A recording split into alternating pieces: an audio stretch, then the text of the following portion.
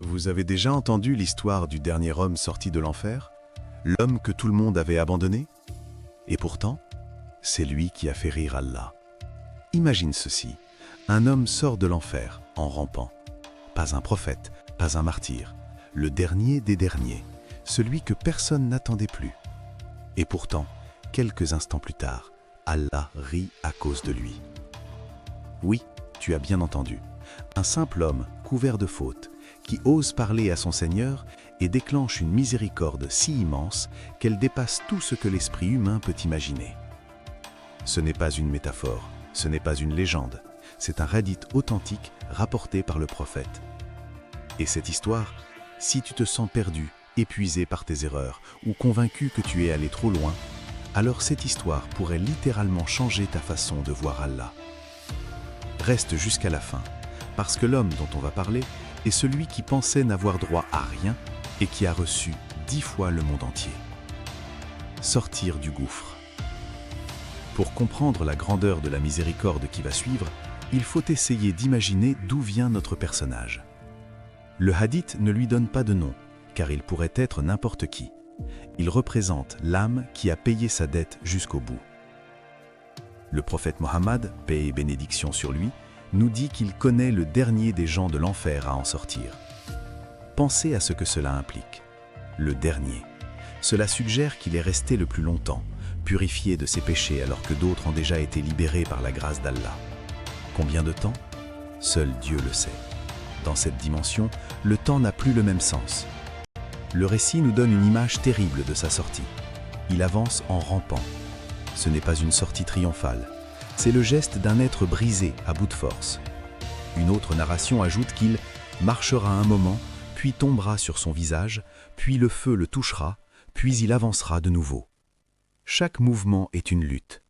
Son état physique n'est que le reflet de son état intérieur. On peut l'imaginer vidé, non seulement de ses péchés, mais aussi de tout espoir. Pour lui, l'univers s'est sans doute rétréci à sa propre souffrance. Il est comme un survivant échoué sur une rive de cendres. Autour de lui, le silence. Il est seul, face aux conséquences de sa vie passée. C'est depuis ce néant, cette noirceur absolue, que l'histoire commence vraiment. Une fois qu'il a enfin franchi la frontière du feu, il se retourne, regarde ce lieu de tourment qu'il vient de quitter, et ses premiers mots ne sont pas une explosion de joie, mais plutôt un murmure de relâchement et d'incrédulité. Il loue Dieu de l'avoir sauvé. Et dans son esprit, cette libération est la plus grande bénédiction qui puisse exister. Il pense avoir reçu ce que personne d'autre n'a jamais reçu. Pour lui, à cet instant précis, la fin de la souffrance est le seul paradis imaginable. Il ne peut même pas rêver qu'il existe autre chose au-delà. Il est là, dans cet entre-deux-mondes, persuadé d'avoir reçu le don suprême, sans savoir que son véritable voyage vers l'infinie générosité de son Créateur ne fait que commencer. L'arbre de l'espoir. Notre homme est donc là, savourant simplement le fait de ne plus souffrir. Mais l'être humain est une créature de désir. Une fois un besoin comblé, un autre apparaît. C'est une vérité de notre nature qu'Allah, notre Créateur, connaît mieux que quiconque. C'est alors qu'une chose nouvelle apparaît à l'horizon. Le hadith nous dit qu'un arbre est placé devant lui. Essayez d'imaginer la scène. Après une éternité dans un paysage de feu, la simple vue d'un arbre est un miracle. Son vert de ses feuilles, la promesse de son ombre, l'idée de l'eau à sa source. C'est la première touche de couleur dans son monde gris. Un désir naît en lui, timide, puis irrépressible. Il vient de dire qu'il a déjà tout reçu, alors comment oser demander plus? Mais le besoin est plus fort. Il s'adresse à son Seigneur. « Seigneur, rapproche-moi de cet arbre pour que je puisse profiter de son ombre et boire de son eau. » C'est là que le dialogue divin commence, un échange d'une douceur infinie. La voix de son Créateur lui répond, sans reproche, mais avec une connaissance parfaite de sa créature. « Ô fils d'Adam, si je te l'accorde, ne vas-tu pas me demander autre chose après ?» C'est une question qui l'invite à réfléchir sur lui-même. Pris par l'urgence de son désir, l'homme fait une promesse solennelle. « Non, mon Seigneur, je ne te demanderai rien d'autre. » Et il le pense sincèrement. À cet instant, son bonheur a la forme de cet arbre. Allah, dans son indulgence, l'excuse, sachant que la patience de l'homme a ses limites. Il le rapproche de l'arbre. L'homme s'abrite sous son ombre, boit son eau fraîche il ressent un bien-être qu'il avait oublié. Il est en paix. Mais cette paix est courte, car voilà qu'un autre arbre apparaît à loin, encore plus beau que le premier. Et le cycle recommence. L'arbre qui lui semblait être le summum du bonheur paraît maintenant bien ordinaire. Il lutte contre lui-même, se souvenant de sa promesse. Mais la vision du nouvel arbre est trop forte. Il cède. « Seigneur, rapproche-moi de celui-ci. Je ne te demanderai rien d'autre. » La scène se répète, presque mot pour mot. La question divine, pleine de sagesse, « Fils d'Adam, ne m'as-tu pas promis de ne rien me demander d'autre ?» La promesse de l'homme, renouvelée, et la miséricorde divine, qui cède encore, excusant la faiblesse de sa créature. Le schéma se répète.